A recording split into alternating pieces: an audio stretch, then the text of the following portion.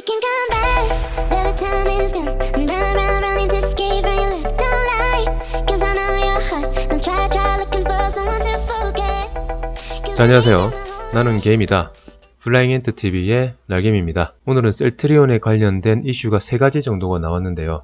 우선 코로나 치료제 임상, 일상, 안정성 확인이고요. 두 번째는 셀트리온 합병에 관한 이야기가 나왔고요. 마지막으로 셀트리온과 휴마시스가 공동 개발한 항원 진단 키트가 유럽 인증을 했다는 내용인데요. 이번 영상에서는 합병이 좋다 안 좋다를 떠나서요. 합병 문제가 이슈화되는 이 상황에 대한 제 생각을 말씀을 드리고요. 셀트리온을 기다리기가 지루하신 분들을 위해서 제가 주로 하는 단기 매매 방식과 이 방식을 토대로 다음 주에 단기 매매를 할 수 있는 종목들 몇 개를 소개시켜 드리도록 하겠습니다. 우선 오늘 장 마감 리뷰를 하도록 하겠습니다. 오늘 양시장 장중에는 약한 모습을 보이다가 장 후반으로 갈수록 힘을 내면서 두 시장 모두 강보합권에서 마감을 했는데요. 코스피 차트를 먼저 보시겠습니다. 최근의 흐름이 이 구간에서 여기 이 고점을 돌파하기 직전과 비슷한 흐름을 보여주고 있는데요. 여기 이 저항선이죠. 2400포인트만 돌파를 하면 이 앞 고점인 2458포인트는 어렵지 않게 넘어갈 것으로 보입니다. 오늘은 어제보다는 이렇게 거래량을 줄이면서 5일선을 지키는 모습을 보여주었는데요. 다음 주에는 2400포인트를 돌파할 것으로 기대를 합니다. 다음으로 코스닥 차트를 보시면요. 이틀 전에 이렇게 5일선을 이탈한 지 하루 만인 어제 5일선을 회복하고 나서 오늘도 5일선을 지키면서 장막판에는 이 앞의 고점을 돌파를 하면서 마감을 했는데요. 여기서도 이 앞의 고점을 넘어가면서 이렇게 5일선을 타고 급등을 했는데 이번에도 이 앞의 고점을 넘어가면서 5일선 위에서 강한 모습을 보여주는 걸로 봐서는 앞의 이 구간과 비슷한 흐름이 나오지 않겠나 생각을 합니다. 양시장 수급을 보시면요. 오늘도 개인은 양시장 합쳐서 1조 정도를 매수하면서 장마판 지수를 끌어올리는데 큰 역할을 했는데요. 이제는 이런 수급 상황이 당연하게 느껴지는 것 같습니다. 제 생각에는 지금 시장의 상황이 개인이 사면 계속 오른다는 인식을 국민들에게 심어주면서 개인들을 주식시장으로 끌어들이고 있는 과정인 것 같은데요. 왜냐하면 시장의 캐파가 커지게 되면 외인과 기관의 힘만으로는 지수를 부양하기가 힘들 수 있기 때문에 막대한 개인의 자금이 필요하다는 거죠. 그래서 결국 너도 나도 주식을 해야지만 나중에 고점에서 개인들한테 물량을 넘기고 나오기도 수월하기 때문이겠죠. 조심스럽긴 하지만 9월 중순 이후부터는 우리나라 시장에 집 나간 외국인들이 슬금슬금 들어오지 않을까 하는 예상을 합니다.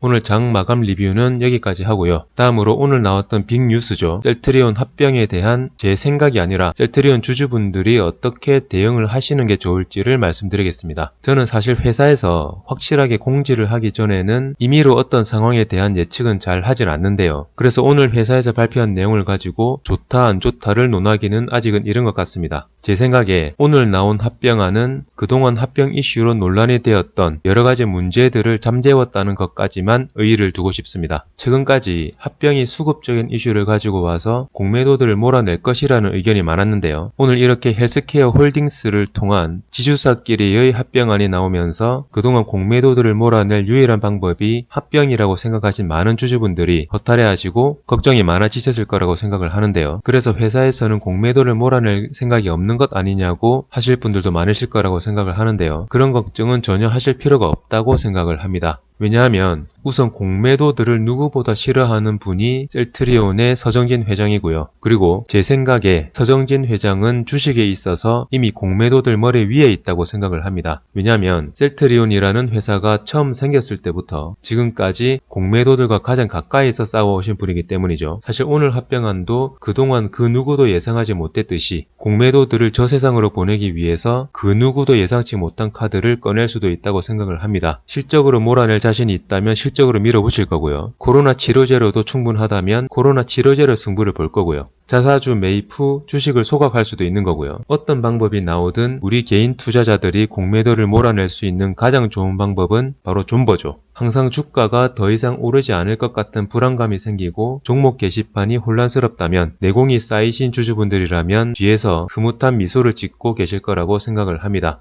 오늘도 셀트리온의 주가는 지지부진했는데요. 저 같은 경우는 장중에 셀트리온 말고 다른 종목이라든지 시황 같은 부분들에 주로 신경을 많이 쓰다 보니 셀트리온은 중간중간에 가격 체크만 하는데요. 많은 주주분들은 하루 종일 호가창을 보고 계시다 보니 더욱더 지루하고 스트레스가 쌓이실 거라고 생각을 합니다. 그래서 주주분들의 신경을 조금이나마 분산시켜드리기 위해서 제가 주로 하는 단기 매매 방법과 이 방법을 토대로 다음 주에 상승할 가능성이 있는 몇몇 종목들을 소개시켜 드리도록 하겠습니다. 보통 제가 단기 매매에서 주로 사용하는 매매 타이밍 중 하나는요, 박스권 하단 매수, 상단 매도를 하는 건데요. 그림을 보면서 간단하게 설명을 드리겠습니다. 저 같은 경우에는 보통 이렇게 주가가 하락을 하다가 첫 번째 반등이 나오면 여기를 박스권의 하단으로 설정을 하고요. 이후에 이렇게 오르다가 다시 빠지면서 이 앞라인까지 내려오면 이때 매수를 하는 방법을 주로 쓰는데요. 우선 몇몇 종목들의 차트를 보면서 설명을 드리겠습니다. 우선 SFA 반도체를 보시면요. 여기서 이렇게 하락을 하다가 여기서 첫 반등이 나오고요. 그 다음에는 계속 이 가격대에서 반등을 하는 것을 볼 수가 있죠. 다음으로 에클론도 보시면요. 이렇게 상승을 한 이후에 이렇게 빠지다가 여기서 첫 반등을 하고요. 그 이후에는 이 가격대에서 계속 반등을 하는 걸 볼 수가 있죠. 다음으로 테라젠 이텍스를 보시면요. 여기서 이렇게 빠지다가 여기서 첫 반등을 하고요. 그 다음에 상승을 하다가 다시 이 지점에서 반등을 주는 걸 알 수가 있죠. 다음 태고사이언스를 보시면요. 여기서 하락을 하다가 여기서 첫 반등을 주고요. 그 다음에는 이 비슷한 가격대에서 다시 반등을 하는 것을 볼 수가 있죠. 그 다음 녹십자도 보시면요. 여기서 하락을 하다가 여기서 첫 반등을 주고요. 그리고 계속 같은 위치에서 반등을 주는 것을 볼 수가 있죠. 한올바이오파마도 보시면요. 여기서 하락을 하다가 여기서 첫 반등을 주고 그 다음에 살짝 더 이탈하긴 했지만 그 이후에 비슷한 가격대에서 이렇게 반등을 주는 것을 알 수가 있죠. 그리고 시젠도 보시면요. 여기서 하락을 하다가 여기서 첫 반등을 주고 나서 그리고 비슷한 가격대에서 이렇게 반등을 준 것을 알 수가 있죠. 삼성전기도 보시면요. 여기서 하락을 하다가 여기서 반등을 주고요. 그리고 그 다음에 이 비슷한 위치에서 다시 이렇게 반등을 준 것을 볼 수가 있습니다. 그럼 현재 이렇게 박스권 하단에 있는 종목들을 소개시켜 드리면요. 우선 반도체에서 KC텍을 먼저 보시면요. 여기가 박스권 하단인데 이렇게 살짝 상승을 했다가 지금은 눌림목을 준 상태고요. 그 다음에 오션브릿지도 이렇게 지금은 박스권 하단에 와 있는 상태고요. 그 다음에 이오테크닉스도 이렇게 하락을 하다가 여기서 첫 반등을 준 후에 현재 박스권 하단에 와 있는 상태고요. 솔브레인 홀딩스도 이렇게 박스권 하단에 현재 와 있는 상태고요. 원익 IPS도 여기가 박스권 하단인데 현재 이 근처에 있죠. 녹십자도요. 이렇게 하락을 하다가 여기서 첫 반등 후에 다시 이렇게 빠져서 여기 와 있죠. 유한양행도 여기서 첫 반등을 준 후에 이렇게 박스권 하단에 와 있고요. 물론 오늘은 이렇게 조금 상승을 하긴 했지만 눌림목을 줄 때 매수를 하시면 될 것 같습니다. 그럼 동아ST도 이렇게 박스권 하단에 지금 위치해 있고요. 다음은 셀트리온인데요. 셀트리온도 기술적으로는 이렇게 박스권 하단에 위치해 있네요. 그래서 다음 주에 셀트리온은 기대를 해볼 수도 있을 것 같습니다. 저는 보통 박스권 매매는 하락장에서 단기 매매로 많이 활용을 하는데요.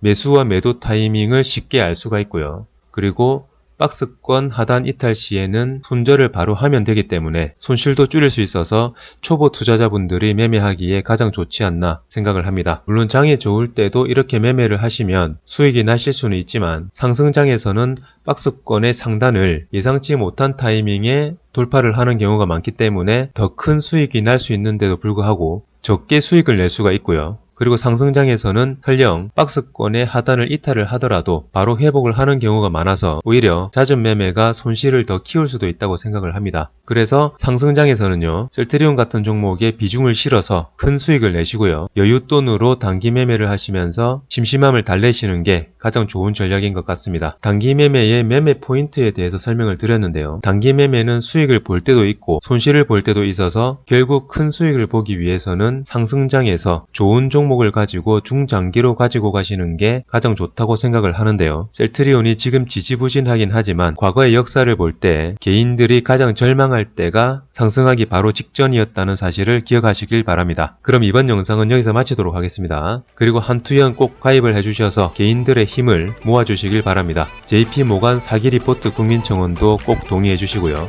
한 주 동안 고생 많으셨고요. 황금 같은 주말 동안에 공매도들 생각에 시간 낭비하지 마시고요. 편안한 간단하게 체력 보충을 꼭 해놓으시길 바랍니다. 그럼 환절기, 감기 조심하시고요. 편안한 금요일 밤 보내시길 바랍니다. 지금까지 플라잉 엔터TV의 날개미였습니다. 감사합니다.